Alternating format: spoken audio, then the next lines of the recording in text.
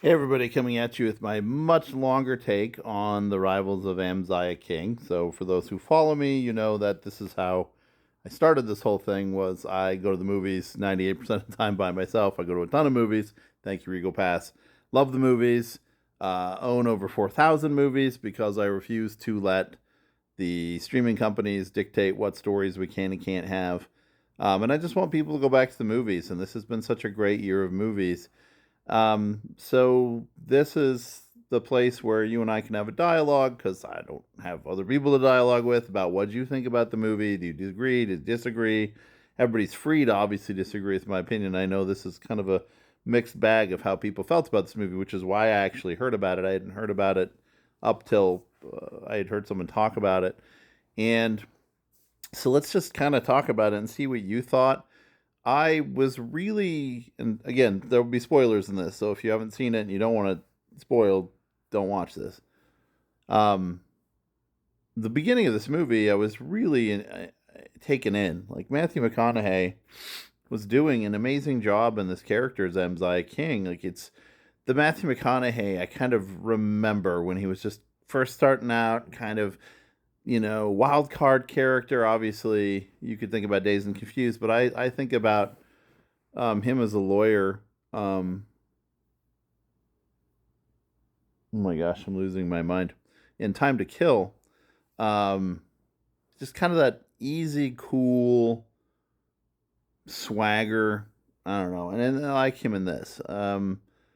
He's just kind of in the character, and he's in the moment. You feel kind of his zen presence of his heart and soul of trying to collect kind of these odd oddballs from this small town and forming bluegrass bands with them and going out and finding the lost souls of this town to get them involved in his business. Just the good heart of him and the empathy that he has, and you get these slowly unraveling kind of secrets and backstories that you can see where this could have gone if they just continued on that line. So, for instance, Angelina Looking Glass coming in as his foster daughter from a long ago, and you start to hear the stories, and you start to think, is there something deeper there? Is there something more? Why couldn't she have been with him?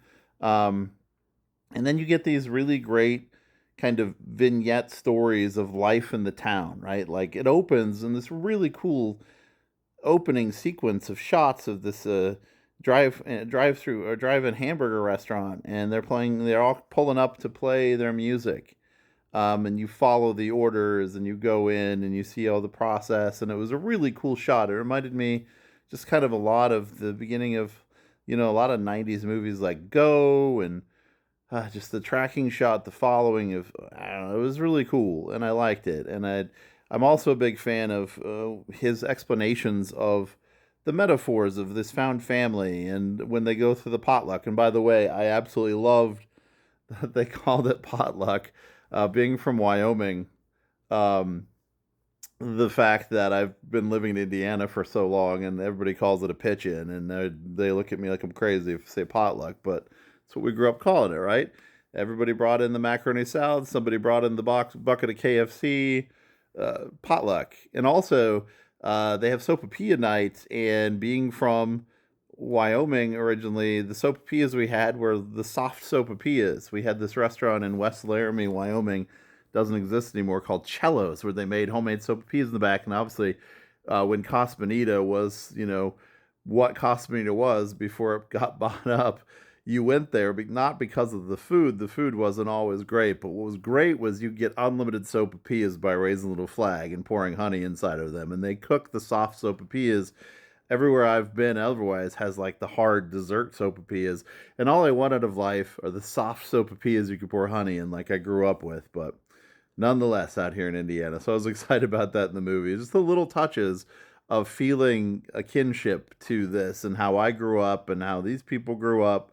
Um, and just these, like I said, lost souls finding each other. And then he relates that to the business of the bees, and how the bees have three types of bees, and the drones and the workers and the queen. And you saw it coming and all this stuff. And it's just this fun, like Southern lore story, like what happens to the people of this town. When you see a lot of this in like Steel Magnolias or Fried Green Tomatoes, and I thought that's where it's heading, especially when they get to the story of the bees in the school, which was a superly great sequence. I love the bee school sequence on so many levels. There's so much happening, and you thought this is kind of where the movie's going, and it was great, and the music was great and emotional, and the relationships and the way that everybody acts together. This Angelina Looking Glass, if this is her first film, maybe she was doing a terrific job, just kind of holding him at arm's length, and you thought maybe there was something there with that, and that this is all going to build up to something. And then, as if you've seen it, the movie in the middle completely as a tonal shift, and obviously stuff happens, but without Matthew McConaughey being there beyond being the narrator, you kind of lose where it was heading, and it becomes this vengeance crime thing, which again goes back to what I didn't like about Crime 101. Like they just tried too hard to be cool, like a cool crime movie, and look what we can pull off. But it undermined what they'd been building and undermined the characters. I think it definitely undermined Angelina Looking Glass's character, especially if you've seen it, the kind of things she does willingly and coldly and calculated with no emotion. It just didn't seem to fit what I already knew about her character. Um, I know they're going for like laughs and stuff, but it definitely felt like they were trying to, I don't know, harness either a Tarantino movie or I don't know, but with the idea of Kurt Russell being this big bad, right?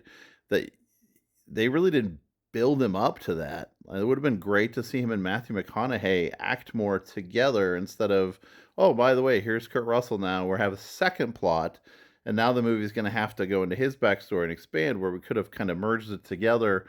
And he really has no presence in this film and no motivation for what he does, and they don't explain it. And there's like some sympathy there, but then there's not. And then again, just her motivations against him. I just criminal that the way they underused Kurt Russell just to use the fact that Kurt Russell was in this film and make it look cool because I don't know, Tarantino uses Kurt Russell and Kurt Russell is cool. So I was just really disappointed, and it just I'd like to say it was the second act, but it felt like they gear shifted the movie 4 or 5 times in 4 or 5 different directions trying to figure out what they wanted to do. You know, I just sorry, I thought I'd stopped the clock, and I'm like, oh, speaking of dragging on too long, I don't know. It was disappointing in how it all ended up, and then it just felt like a huge letdown from where it was heading in the beginning. Um, and then they tried to find the way back to it and bring it back on, put it back on the tracks, and they couldn't get there. I'm sorry. Just I'd skip it, but disappointing because, like I said, everybody in the theater was having a great time. The jump scare in the beginning was great. Ah, I mean, just the character development they had of kind of the quirky little small town characters who like to come together and play bluegrass. They could have just built off that and kept running with that, but they had to turn it into this weird crime syndicate movie, um, a la Roadhouse, maybe. And, the over the topness of lack of motivation for characters and just fighting for fighting's sake and being mean for being mean's sake to get the movie going. So, disappointing. Yeah, disappointing. What do you think?